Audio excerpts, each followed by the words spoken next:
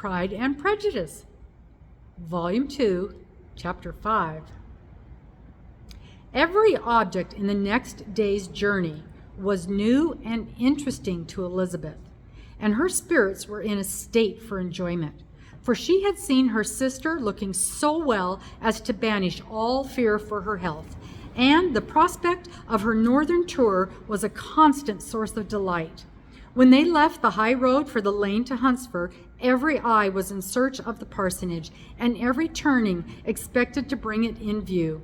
The paling of Rosings Park was their boundary on one side.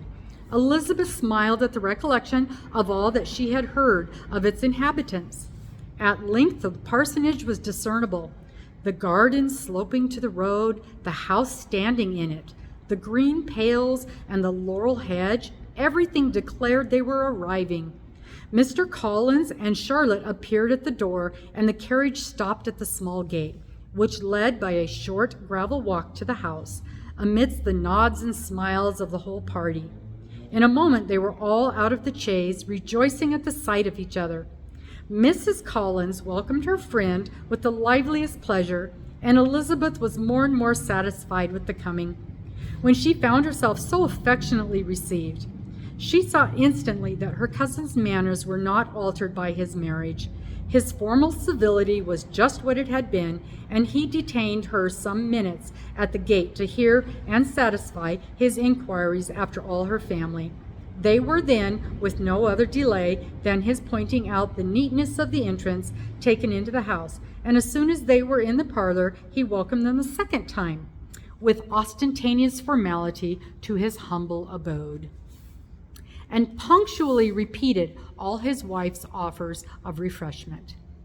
Elizabeth was prepared to see him in his glory, and she could not help fancying that in displaying the good proportion of the room, its aspect, and its furniture, he addressed himself particularly to her, as if wishing to make her feel that she had lost in refusing him. But though everything seemed neat and comfortable, she was not able to gratify him at any sigh of repentance, and rather looked with wonder at her friend that she could have so cheerful an air with such a companion. When Mr. Collins said anything of which his wife might reasonably be ashamed, which certainly was not unseldom, she involuntarily turned an eye on Charlotte. Once or twice she could discern a faint blush, but in general Charlotte wisely did not hear.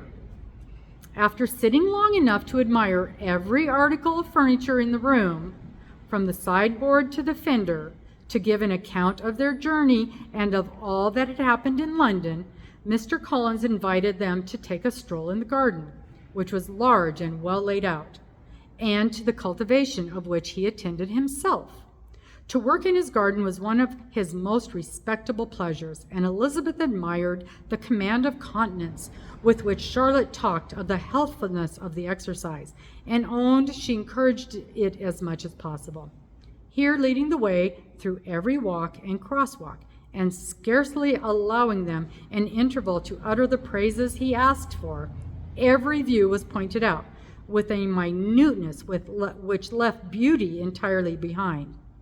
He could number the fields in every direction, and could tell how many trees there were in the most distant clump. But of all the views of his garden, or which the county or the kingdom could boast, none were to be compared with the prospect of Rosings, afforded by an opening in the trees that bordered the park nearly opposite the front of his house. It was a handsome, modern building, well situated on rising ground. From his garden, Mr. Collins would have led them round his 2 meadows, but the ladies, not having shoes to encounter the remains of a white frost, turned back, and while Sir Williams accompanied him, Charlotte took her sister and friend over the house, extremely well pleased, probably, to have the opportunity of showing it without her husband's help. It was rather small, but well built and convenient, and everything was fitted up and arranged with a neatness and consistency of which Elizabeth gave Charlotte all the credit. When Mr. Collins could be forgotten, there was really a great air of comfort throughout, and by Charlotte's evident enjoyment of it, Elizabeth supposed he must be often forgotten. She had already learned that Lady Catherine was still in the country. It was spoken of again while they were at dinner, when Mr. Collins, joining in, observed, "Yes, Miss Elizabeth, you will have the honor of seeing Lady Catherine de Bourgh on the ensuing Sunday at church, and I need not say you will be delighted with her. She is all affability and condescension, and I doubt not but you will be honored with some portion of her notice when service is over. I have scarcely any hesitation in saying that she will include you and my sister Maria in every invitation with which she honors us during your stay here. Her behavior to my dear Charlotte is charming. We dine at Rosings twice every week and are never allowed to walk home. Her ladyship's carriage is regularly offered for us. I should say one of her ladyship's carriages, for she has several. Lady Catherine is a very respectable, sensible woman indeed," added Charlotte, "and a most attentive neighbor." "Very true, my dear, that is exactly what I say. She is the sort of woman whom one cannot regard with too much deference." The evening was spent chiefly in talking over Hertfordshire news and telling again what had already been written.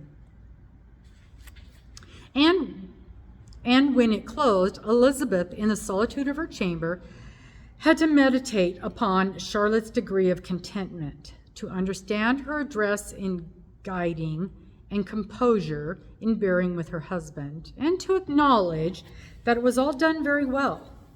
She had also to anticipate how her visit would pass. The quiet tenor of their usual employments, the vexations, interruptions of Mr. Collins, and the gaieties of their intercourse with Rosings. A lively imagination soon settled it all. About the middle of the next day, as she was in her room getting ready for a walk, a sudden noise below seemed to speak the whole house in confusion, and after listening a moment, she heard somebody running up the stairs in a violent hurry and calling loudly after her. She opened the door and met Maria in the landing place, who, breathless with agitation, cried out, "Oh, my dear Eliza, pray make haste and come into the dining room, for there is such a sight to be seen. I will not tell you what it is. Make haste and come down this moment." Elizabeth asked questions in vain. Maria would tell her nothing more, and down they ran into the dining room, which fronted the lane, in quest of this wonder. It was two ladies stopping in a low pension at the garden gate. "And is this all?" cried Elizabeth. "I expected at least that the pigs were got into the garden. And here's nothing but Lady Catherine and her daughter." "Ha, my dear," said Maria, quite shocked at the mistake. "It is not Lady Catherine. The old lady is Miss Jenkinson, who lives with them, and the other is Miss de Bourgh. Only look at her. She is quite a little creature, and who would have thought she could be so thin and small? She is abominably rude to keep Charlotte out of doors in all this wind. Why does she not come in? Oh, Charlotte says she hardly ever does.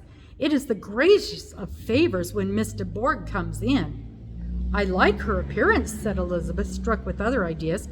"She looks sickly and cross. Yes, she will do for him very well. She will make him a very proper wife." Mr. Collins and Miss Charlotte were both standing at the gate in conversation with the ladies, and Sir William, to keep to Elizabeth's high diversion, was stationed in the doorway, in earnest contemplation of the greatness before him, and constantly bowing whenever Miss de Bourgh looked away. At length there was nothing more to be said. The ladies drove on, and the others returned to the house. Mr. Collins no sooner saw the two girls than he began to congratulate them on their good fortune, which Charlotte explained by letting them know that the whole party was asked to dine at Rosings that day.